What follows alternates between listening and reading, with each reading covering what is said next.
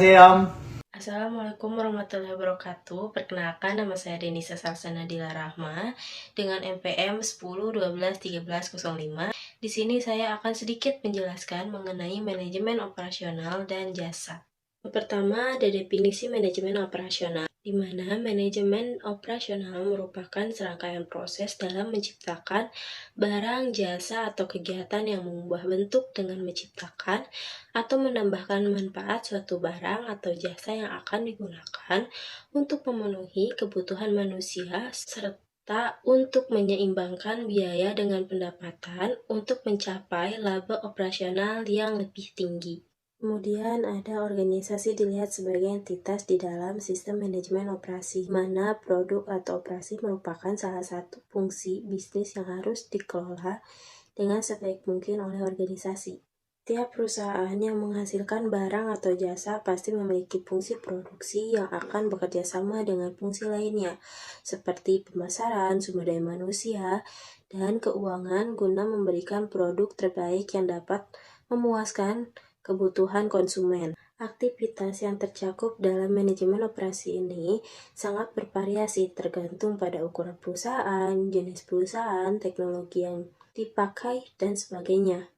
Sebagaimana fungsi lainnya dalam bisnis, maka fungsi operasi dapat menjadi sumber keunggulan persaingan atau justru menjadi sumber beban perusahaan. Inilah alasan mengapa manajemen operasi merupakan salah satu fungsi bisnis yang juga wajib diperhatikan keberadaannya guna mendukung eksistensi organisasi sebagai entitas bisnis yang sukses. Kemudian ada inti teknis dari barang dan jasa, di mana ada strategi operasi, masukan, juga ada hasil manajemen operasi, di mana manajemen operasi terdapat produk, fasilitas, struktur, juga ada proses pengendalian, di mana produk dan fasilitas terdapat desain produk, tata letak fasilitas, perencanaan kapasitas, juga lokasi fasilitas, struktur,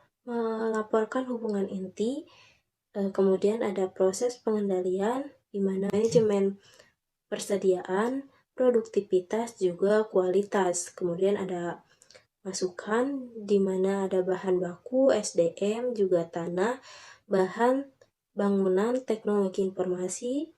Kemudian ada hasil, ada produk atau jasa. Kemudian ada perbedaan dari hasil produk, jasa, dan produk manufaktur, di mana produk jasa berupa non-fisik, kualitas produk dirasakan dan sulit untuk diukur, hasil yang disesuaikan dengan keinginan pelanggan, pelanggan berpartisipasi dalam prospod. Sedangkan produk manufaktur berupa produk fisik, kualitas produk diukur secara langsung, hasil yang terstandarisasi, juga proses produksi jauh dari pelanggan. Kemudian ada perusahaan yang terintegrasi, di mana sistem integrasi dalam suatu perusahaan dapat meningkatkan penghematan atau efisiensi kata praktisi teknologi informasi dari PT Iris Sistem Informasi Darwin Wijaya.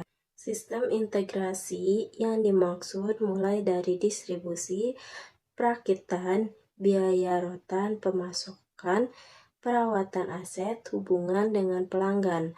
Sistem yang terintegrasi membuat pengawasan terhadap perusahaan menjadi lebih mudah. Contohnya bisa dilihat dari persediaan barang di gudang. Kalau banyak, tentu saja tidak efisien karena memerlukan biaya penyimpanan untuk produksi. Sekian pemaparan materi dari saya. Wassalamualaikum warahmatullahi wabarakatuh.